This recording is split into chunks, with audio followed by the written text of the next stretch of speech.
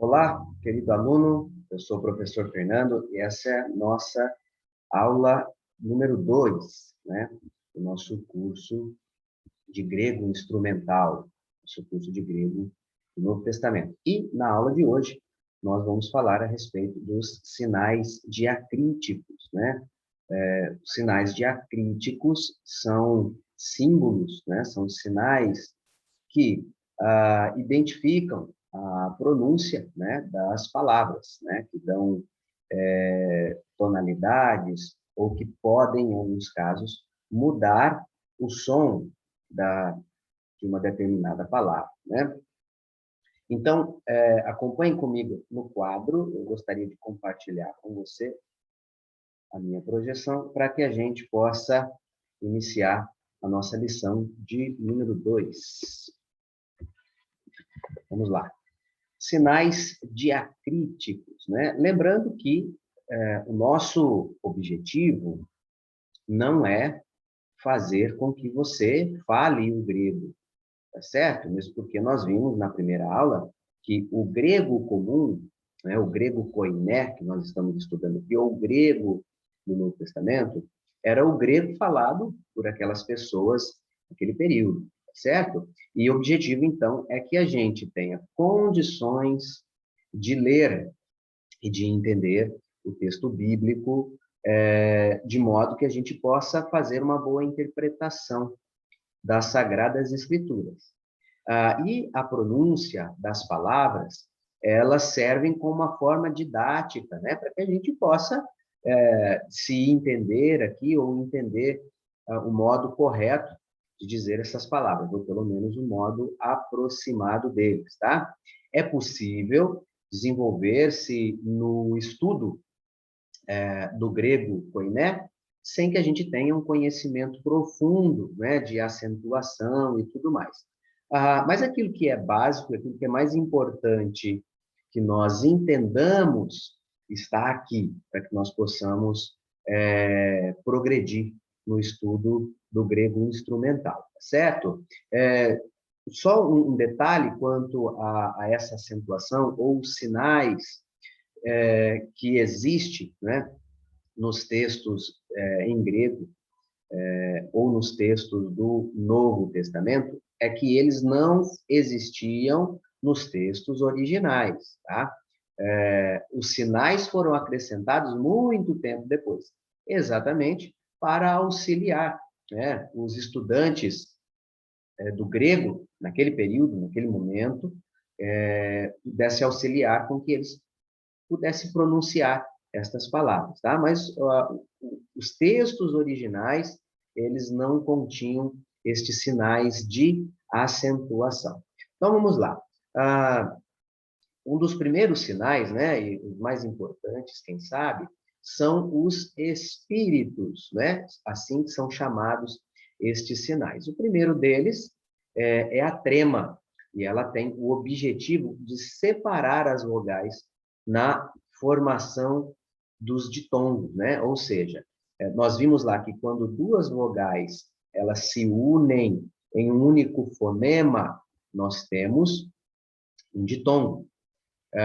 Porém, quando existe uma trema aqui, ele distingue essa vogal da outra no som, tá? Então, por exemplo, na palavra aidios,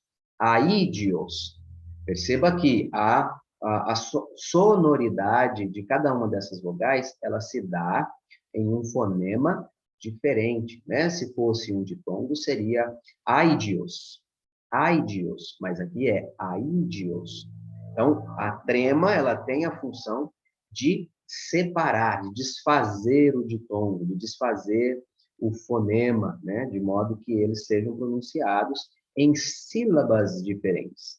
Nós falamos na primeira aula, né, que assim como na língua portuguesa, o grego é uma língua silábica e cada palavra em grego tem tantos sons, tantos fonemas quantas sílabas, certo? Então, o uso da trema aqui tem esse objetivo, separar ou desfazer os ditongos. Nós temos o espírito da aspiração branda, né? Que é esse sinalzinho aí com a curvatura voltada para a direita, né? Com essa barriguinha aí virada para a direita. O espírito com aspiração branda, ele não afeta a pronúncia. Então, você vai notar que todas as palavras em grego, elas são acentuadas para indicar qual será, né, a sílaba tônica para nos auxiliar na pronúncia dessa palavra. E nós vamos ver que, dependendo da conjugação, por exemplo, ou a posição em que esta palavra está no texto, haverá uma variação deste sinal ou a posição deste sinal. Mas, via de regra, todas as palavras, elas são acentuadas, com exceção de pouquíssimas palavras, tá certo? Mas, regra geral, todas elas são acentuadas. E, quando ela possui uma aspiração branda, né, em cima aqui das vogais que iniciam a palavra, ela não afeta a pronúncia. Então, na palavra, por exemplo, Amy, deveria ter, então, aqui um sinal de aspiração branda em cima da vogal epsilon.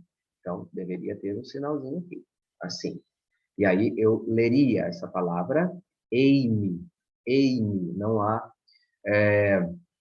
mudança, não há alteração na pronúncia da palavra. A aspiração áspera é esse sinal com a curvatura voltada para a esquerda, né? Com essa barriguinha para a esquerda. Não sei se você consegue ver aí na sua tela, né? Mas a curvatura do sinal está direcionada para o lado esquerdo, né? E quando isso acontece, ela possui um som áspero, como o H na língua inglesa, né? No inglês, né? Então, um leve som de R. Então, a palavra rágio, rágio, ela tem este som áspero no início, né? Na vogal aqui, no caso, o alfa. E ele se pronuncia assim, rágio, rágio, com essa acentuação, né? Então, como nós dissemos ainda há pouco, todas as vogais iniciais, elas têm uma aspiração, quer seja branda, quer seja áspera.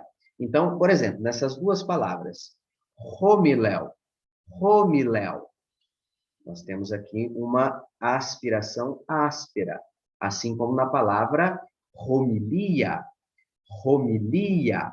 Tá vendo só este som, esse som áspero no início da palavra. E nós vemos aqui que a palavra ângelo, ângelo, ela tem uma aspiração branda, onde o espírito, né, este sinal diacrítico aqui, em cima da palavra, em cima da vogal, alfa, ela não altera o seu som, né? Não altera a pronúncia do fonema.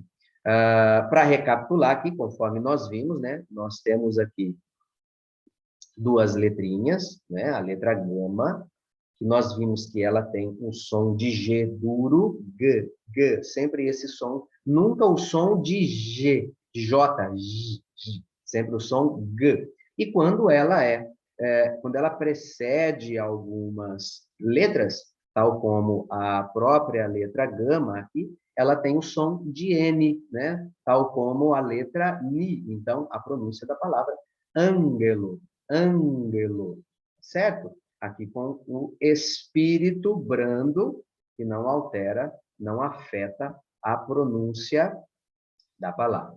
E o apóstrofo indica a elisão de uma vogal, ou seja, houve a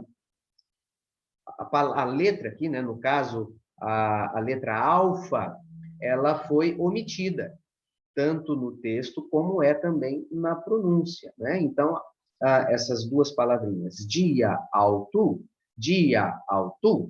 ela vai se tornar praticamente uma palavra só. De alto, porque houve uma elisão. O que vai indicar isso é o apóstrofo, né? E vai nos mostrar que havia uma letra aqui que foi oculta, né? Pelo apóstrofo. Isso porque, no momento da pronúncia, esta letra, no caso aqui o alfa, ele não foi pronunciado, né? Apenas para recapitular, falamos na aula passada, né? Nós vemos aqui, então, um ditongo formado com a letra ômicron e o Y.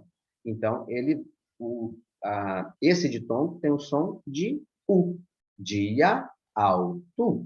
É assim que se pronuncia essa palavra. Então, recapitulando, os espíritos, nós temos trema, que separa duas vogais desfazendo o ditongo, a aspiração branda, que não afeta a pronúncia da palavra, a aspiração áspera, que tem a curvatura do sinal voltado para a esquerda, se pronuncia como H em inglês, né? Um leve som de R.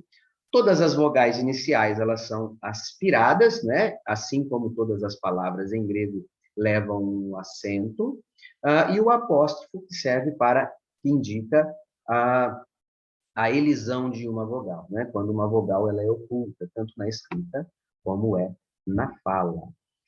Seguindo adiante, então, nós vemos aqui os acentos, né? No grego, conforme nós dissemos, né? Os acentos eles servem para orientar na pronúncia, embora não seja a nossa intenção falar grego, a nossa intenção é ler, é compreender, né? A estrutura do texto e extrair dela, portanto, o seu significado. Tá? Então, repetindo, elas servem como uma forma didática, porém, não é necessário um conhecimento profundo de acentuação para que você possa desenvolver-se no estudo do grego, objetivando sempre, é claro, né, a leitura e a compreensão do texto. A sua posição gira em torno das três últimas sílabas. Então, tal como é no português,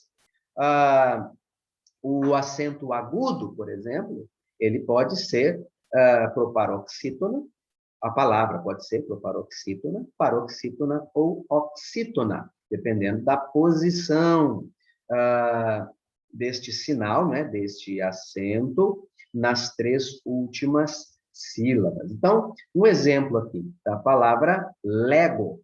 Lego, olha só a pronúncia forte no épsilon. Lego tem o som mais forte no épsilon, certo?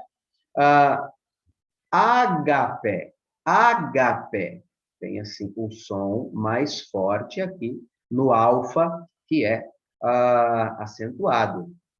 E a palavra adelphos, adelphos, tem o som mais forte no ômicron, certo? Então, veja aqui que este sinal, né, o acento agudo, ele vai determinar a sílaba tônica, a sílaba mais forte desta palavra. Nós temos também o acento grave, né? Ele é invertido, né? O acento agudo, ele está indicando aqui, né? Ele tem uma forma ascendente para a direita, enquanto o acento grave tem uma forma ascendente para a esquerda. E ele ocorre sempre nas palavras que estão no início da frase ou no meio de uma frase, ou seja, quando elas são seguidas por outra palavra. Então, o acento agudo, ele será substituído por um acento grave. O acento circunflexo, né, que pode ser tanto o nosso tio como o nosso acento circunflexo, ele está sobre as duas últimas sílabas, certo? Então, ele nunca estará na penúltima sílaba, sempre na antepenúltima, melhor dizendo. Ele nunca estará na antepenúltima sílaba, sempre na última ou na penúltima sílaba. E ele ocorre, né, quando essa sílaba ela tiver um som longo. Lembra quando nós falamos lá dos sons das vogais que existem, né? algumas vogais no grego possuem tanto som longo como som breve, né? E estes sinais aqui, né, o circunflexo, ele ocorre quando estes sons são longos, tá certo?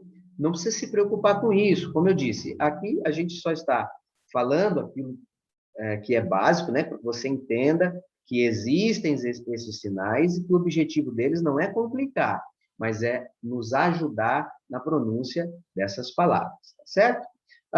E na conjugação, e só uma orientação aqui acerca da conjugação dos verbos, por exemplo, é que o sinal ele pode retroceder, né? Haverá uma alteração da sílaba tônica aqui, à medida que o verbo ele for conjugado, certo? A pontuação ela ocorre similar àquilo que ocorre na língua portuguesa. Por exemplo, o ponto final em grego é também o mesmo sinal que indica o final de uma frase em português, né? Que é o ponto final. Você pode ver aqui. Vamos lá. Deixa eu limpar aqui os desenhos. Perfeito? Então, aqui na palavra ego, agape, ego, agapo, perdão aqui, ego, agapo, eu amo, eu amo. Então, um ponto final aqui que finaliza, que encerra o final da frase, tá certo? A vírgula, ela funciona no grego como a nossa vírgula funciona no português, né? Então, su agapes, ou tu amas, você ama, né? Então, nós temos aqui a vírgula que funciona da mesma forma que funciona no português.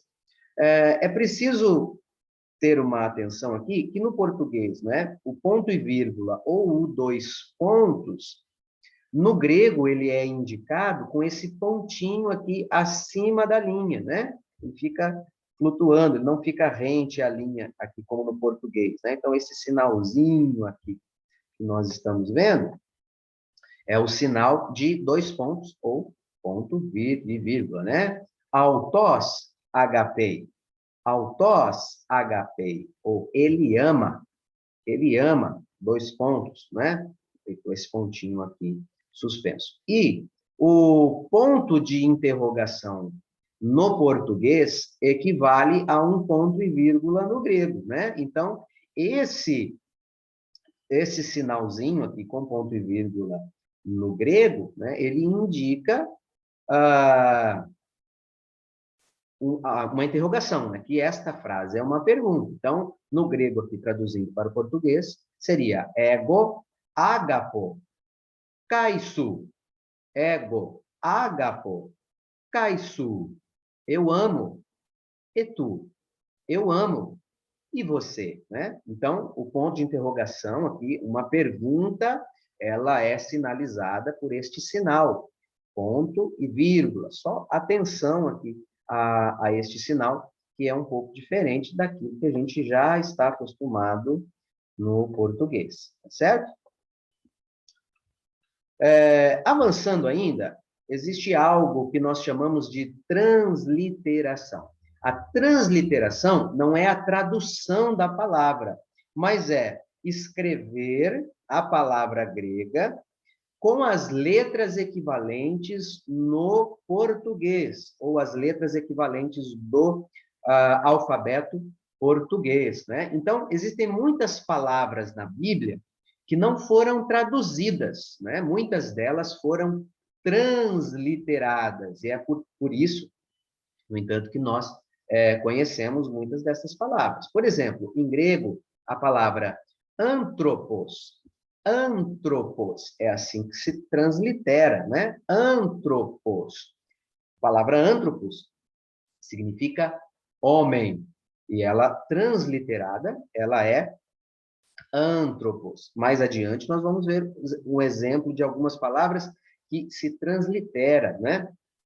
E não apenas existe uma tradução dessas palavras. Então, mais uma palavrinha aqui, Adelphos, Adelphos, Adelphos. Ela se translitera assim, exatamente como se pronuncia a palavra, tá?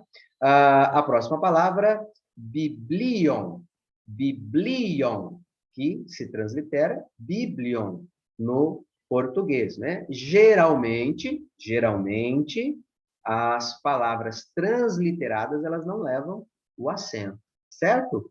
Apóstolos, apóstolos. Apóstolo é enviado, é mensageiro, né? Mas, nas nossas Bíblias, esta palavra, né, ela adquire um novo significado, porque aqui indica uma pessoa, né? Indica um título de alguém, e não só o significado genérico da palavra, de ser enviado, ou missionário, ou mensageiro. Apóstolos. Então, nas nossas traduções de Bíblia, isso acaba sendo transliterado, né? E eclesia, eclesia, ela é transliterada dessa forma, eclesia, né? Que significa igreja em português. Não é bom usar muito a transliteração, tá? Em alguns casos é importante para, como eu disse, né? Uma palavra que agora já não é mais entendida no seu significado semântico, mas ela indica um título, certo? Então, a transliteração, nesse caso, ela vai ter um peso maior, né? E vai imprimir nela um significado mais profundo, tá? Mas o importante é que nós tenhamos familiaridade com o alfabeto, por isso que é importante, antes de prosseguir daqui, que você reveja a primeira aula e que você tente pronunciar estas letras, né, com a sua fonética adequada, de modo que você possa ler as palavras em grego, né, em alta voz, sem ter que lançar mão da transliteração, certo? Vamos avançando? Vamos ver se a gente já consegue, pelo menos, ler alguma coisa com um pouco que a gente aprendeu. Veja lá, então. Observe essa palavra, essa frase comigo. En arche en hologos.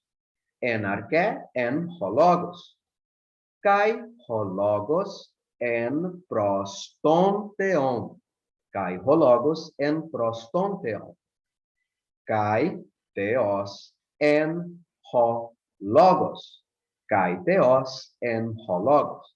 En arche en hologos. Kai hologos en prostonteon. Kai theos en hologos. Talvez você, um aluno mais atento, você já imagina o que é que está escrito aqui, tá? Mas aí a gente vai avançar aqui um pouquinho mais, né? Apresentando o significado dessas palavras. Então, vamos lá, ó. Arque significa princípio, né? E é uma palavra que, apenas de pronunciá-la, a gente pode já deduzir o sentido dessa palavra, né? Por quê? Porque existem palavras em português que usam a raiz dessa palavra, arque. Por exemplo, arqueologia. A arqueologia é o estudo das coisas antigas, das coisas do passado, não é? É o estudo da história, né? E é o estudo das civilizações através das descobertas. Então, arqueologia, né? A próxima palavrinha, então, a palavra logos, que é uma palavra que a gente já está mais familiarizado, né? O estudante de teologia já conhece bem essa palavra. E theos, que tem uma pronúncia muito parecida com a palavra Deus em português, né? Inclusive, aqui, a letrinha, né? A letrinha teta, ela tem um som, como nós vimos, um som muito parecido com o TH no inglês, né? Tem este som de the, Deus, Deus. Então, é bem parecido, bem similar no som com a palavra Deus, né, na sua pronúncia. É claro que nós, falantes da língua portuguesa, este som da palavra TH não é algo que é familiar para nós, certo? Então, nós acabamos falando com o sotaque e esta palavra acaba perdendo este som leve de D, né? Então, nós falamos teós, porque é assim que nós falamos em português. En, aqui, o verbo ser e estar, que na conjugação do passado, certo? En significa era ou estava, não é? Assim como no inglês também existe uma palavra só para indicar ser ou estar, diferente do português, que usa dois verbos para isso. A palavrinha en, que significa em, pros, que é para ou com, cair, que é e, mas também significa também, né? Aqui, o artigo definido, né? Tanto ro como tom significa o, dependendo da função desta palavra na frase. Então, nós vamos ver na lição seguinte, que à medida que as palavras exercem uma função, elas têm uma terminação diferente. Vamos ver isso na próxima aula. Então, vamos ver aqui a frase, né, que nós lemos traduzida de forma literal, né? Então, ela ficaria assim, ó, enarqué, em princípio, né? Nós acrescentamos aqui, então, o artigo o, né, para dar mais sentido à frase. Então, no princípio, porque isso tem mais sentido em português. Embora, literalmente, no grego, está escrito em princípio, né? No português faz sentido que seja no princípio. No princípio era a palavra. Enarqué, en hologos. Hologos, veja aqui então que a palavra logos no grego é uma palavra masculina, mas no português palavra é uma palavra feminina. Por isso que as versões de Bíblia, né? Algumas versões, principalmente as mais antigas, traduz palavra por verbo. No princípio era o verbo. O verbo significa palavra, né? Mas o verbo em português é uma palavra masculina, né? Então, entendeu o tradutor que preservaria o sentido original da frase se ele usasse, então, a palavra verbo ao invés da palavra certo? Mas o que significa aqui, exatamente, é palavra. Existem outros sentidos para a palavra logos no grego, né? Como nós vimos nas aulas de filosofia, por exemplo, né? Nós vamos ver isso mais adiante. Mas, a princípio, logos é palavra, certo? Enarqué, enrologos. Em princípio, era a palavra, dando sentido na língua portuguesa, no princípio era a palavra. Kai rologos en proston theon. E a palavra estava com Deus. E a palavra, né, no grego, e a palavra estava com o Deus. Com o Deus, né? Então, em português não faz sentido com o Deus. Em português faz sentido com Deus. Então, o artigo que foi acrescido lá em o princípio, aqui ele é oculto, né? Para que tenha sentido na língua portuguesa. Kai theos en hologos. E a palavra era Deus. E a palavra era o Deus, né? E a palavra era Deus, em português, tem mais sentido aqui, ocultando. Então, como eu disse ainda há pouco, né, falando aqui do artigo, que muda a terminação das palavras, nós vamos ver um exemplo disso aqui com a palavra, por exemplo, teos, né? Nós vimos que teos significa Deus. E nós estamos vendo aqui que theon também é Deus. Mas a palavra theon, ela tem uma função diferente na frase da palavra teos. Nós vamos aprender isso, então, na aula que vem. E aqui apresentando, então, o grego que você já sabe. Então, muitas palavras do grego já fazem parte do nosso vocabulário. E o simples fato de saber pronunciar corretamente essas palavras em grego faz com que nós entendamos o sentido delas, né? O exemplo disso nós já falamos, palavra apóstolos, apóstolos, que em português é apóstolo, né? Mais um exemplo, tronos, tronos, tronos é trono em português. Mais uma, profetes, profetes, profetes, profeta em português, né?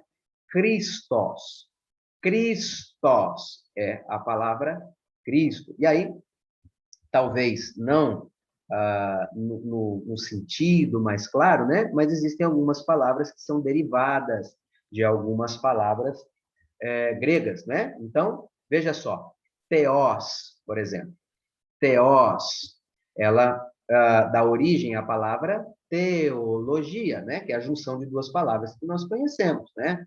Theo e logia, theo e logos. Então, logia, que é palavra, é também discurso, é também estudo, é também razão. Então, teologia, né, é a junção dessas duas palavras, theos e logos, né? Assim também com a palavra lógica, ela tem uma raiz na palavra logos, que também vem do grego, né? Antropos. Então, você, lá quando você estudou, quem sabe no ensino médio ou na faculdade, no ensino superior, talvez você tenha estudado alguma coisa ou tivesse noção de antropologia. Antropologia é o estudo do homem, né? E esta palavra, esta raiz da palavra antropo, ela vem do grego anthropos, que significa homem. Arqué, que é princípio, né? Como nós já dissemos, né? A palavra arqueologia, ela vem da palavra arqué. Grafo, grafo, em grego significa escrevo, né? É o verbo escrever. E existem algumas palavras, por exemplo, né? Em português, gráfico, gráfico ou parágrafo, né? Então, essa terminação aqui, grafo, ela vem da palavra grego, né? Que dá o sentido de escrever. En, então, a palavrinha en aqui, né?